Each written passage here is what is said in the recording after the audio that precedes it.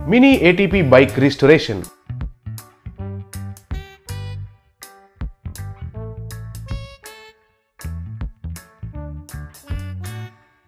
एक गांव में गगन कहकर एक कचरा जमाने वाला रहता था। गगन कूड़ेदान के पास प्लास्टिक बॉटल्स और प्लास्टिक कवर्स जैसे चीजों को इकट्ठा करता था। पुराने खिलौने दिखाई दिए तो उन्हें ले जाकर उस गांव में खिलौने बेचने वाला बरमेश को देता था और बरमेश गगन को 5 या 10 रुपए देता था। बरमेश उनको नया जैसा बदलकर उनके दुकान में बेचता था।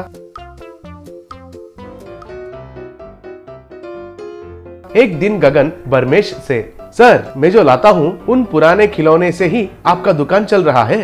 आप तो नया खिलौने बिल्कुल नहीं मंगा रहे हैं। आप बच्चों को ही नहीं मुझे भी धोखा दे रहे हैं। मुझे तो 5 या 10 देकर आप तो उन खिलौनों को 100 से ज्यादा और हजारों में बेच रहे हैं। ऐसा है तो नहीं चलेगा सर। मुझे भी आप जो बेचते हैं उसमें आधा हिस्सा देना चाहिए।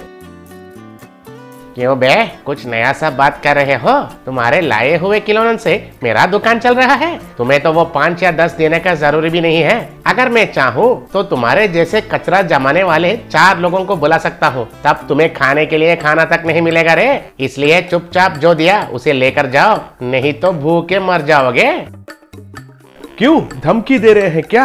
एक जमाने में मैं भी अच्छा जिया था। व्यापार में नुकसान होकर ऐसा कचरा जमा रहा हूँ। देखते रहना, एक ना एक दिन मैं इस गांव में एक बड़ा सा खिलौनों का दुकान लगाता हूँ और आपका दुकान बंद हो जाएगा। ऐसा करता हूँ। अरे तुम्हारे जैसे लोगों को बहुत देख चुका हूँ। जाओ जाओ। एक दिन गगन को कूड़ेदान में एक मिनी एटीबी बाइक मिला था।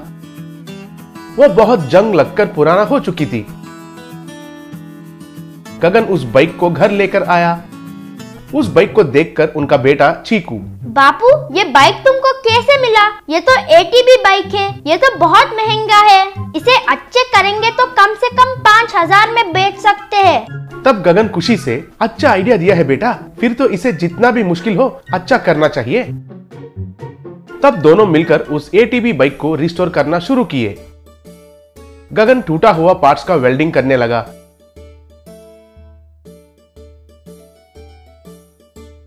चीकू उसे पेंट लगाया।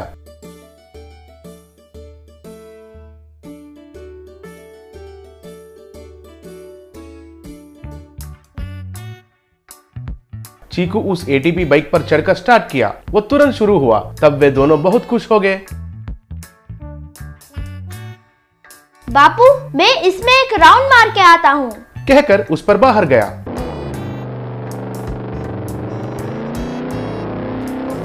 चीकू उस बाइक पर जा रहा था। तब एक बड़ा कार आकर उसके सामने रुकी।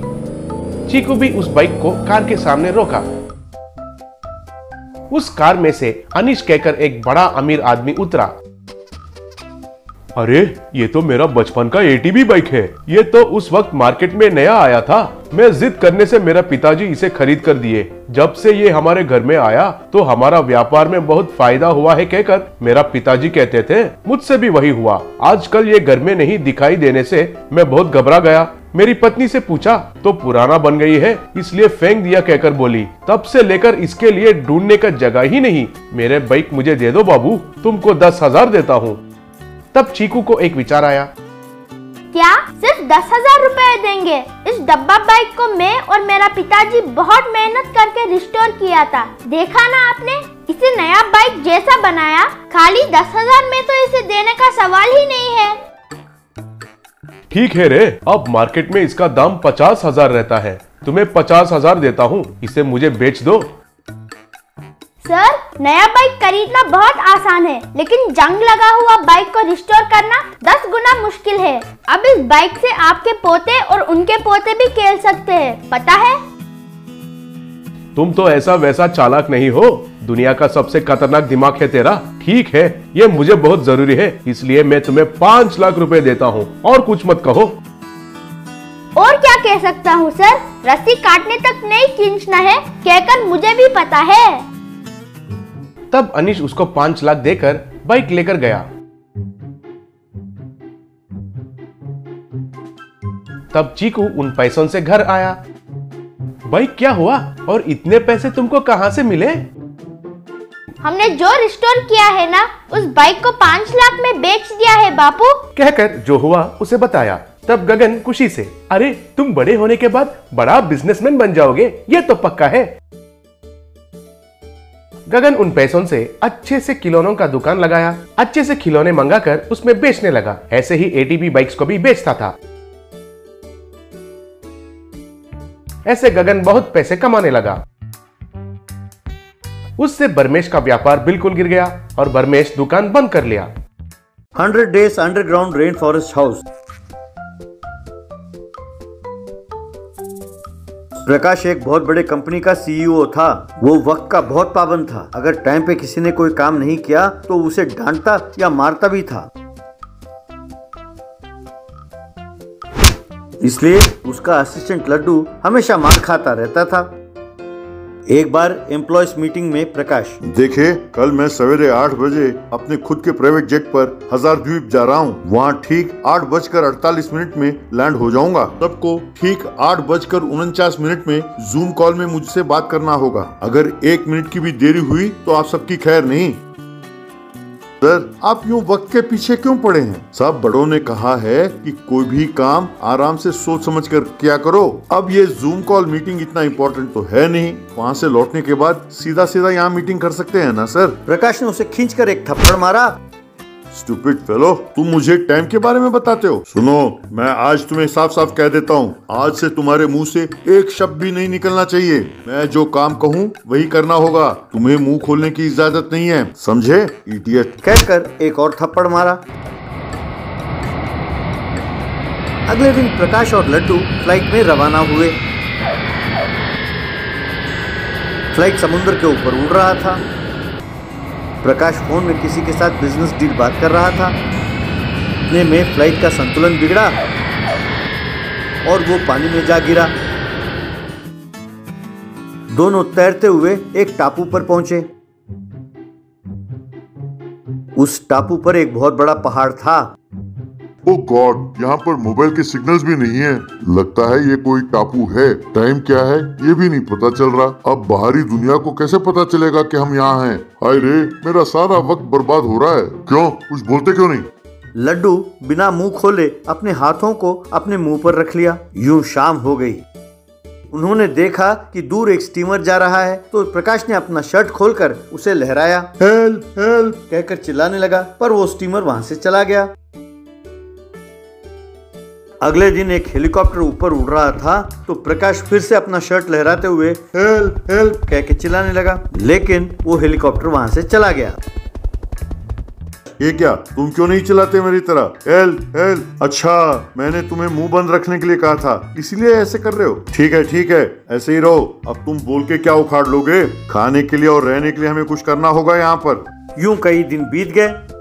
प्रकाश और लड्डू ने मिलकर वहां पर एक क्ले हाउस बनाया। वहां जंगल में उगने वाले फलों को खाने लगे। दोनों के मूछ और दाढ़ियां उगने लगी।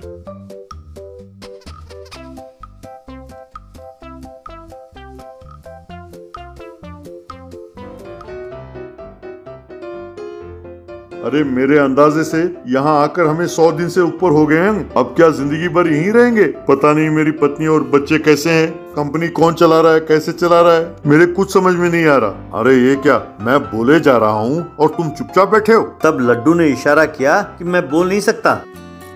एक दिन लड्डू बड़े अच्छे कपड़े पहनकर क्लीन शेव करके आया। वो पहाड़ की तरफ दिखाते हुए कुछ इशारा करने ही वाला था कि प्रकाश, अरे ये क्या, इसके कपड़े पहनकर आ गए तुम? कहीं मिली होगी तुम्हें, और नुकीले पत्थर से तुमने शेविंग भी कर ली। मैं तुम्हारी तरह किसी और के फेंके हुए कपड़े और नुकीले पत्थरों से शेविंग नहीं करता, समझे? एक और दिन लड्डू अलग कपड़े पहनकर बर्गर खाता हुआ वहाँ पहुँचा। वो फिर से पहाड़ की चोटी की ओर दिखाते हुए कुछ इशारा कर ही रहा था कि प्रकाश, अरे ये क्या, जब देखो तुम पहाड़ की तरफ इशारा करते रहते हो। हमारा दिमाग ठीक है? अरे जो बर्गर पानी में बह के आया हो तुम उसे खा कैसे लेते हो? निकम्मा, जरा से दूरी रहो। इस टापू से कैसे निकले इसके बारे में सोचते नहीं हो क्या? आजकल पता नहीं कहाँ घूम कर आते हो तुम। ऐसे ही रहा तो तुम्हारे तनख्वाह में से पैसे काट लूंगा मैं, खबरदार। यूं उसे डांटा। एक दिन प्रकाश को पहाड़ की ओर से कुछ चिल्लाने की आवाजें सुनाई दी। अरे लड्डू, लगता है कि इस टापू में हमारी तरह कोई और भी आकर फंस गया है। लगता है वो पहाड़ की चोटी पर हैं। चलो हम जाकर उन्हें देखते हैं। दोनों पहाड़ चढ़ने लगे। वहाँ उन्हें एक बहुत बड़ा शहर दिखाई दिया। वहाँ कुछ बच्चे क्रिकेट खेल रहे थे।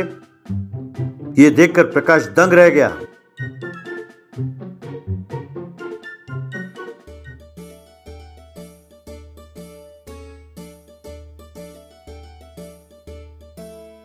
हेलो लड्डू भाई, आज तुम्हारे लिए आइसक्रीम लाए। ये लो आइसक्रीम खाओ। कहकर उसे आइसक्रीम दिया।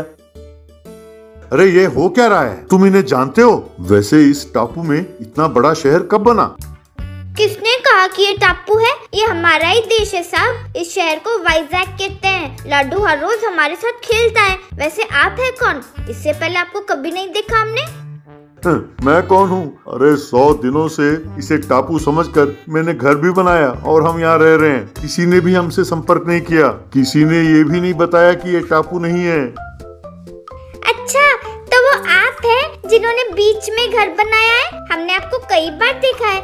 हमने सोचा कोई टूरिस्ट है जो शौकिया घर बनाकर वहाँ रह रहा है। वैसे घर आपने बहुत बढ़िया बनाया। प्रकाश लड्डू से, अरे कमबख्त, तू तो मुझसे कह सकता था। तब लड्डू ने इशारा किया कि मुझे बोलना मना है। बस प्रकाश गश खाकर गिर गया।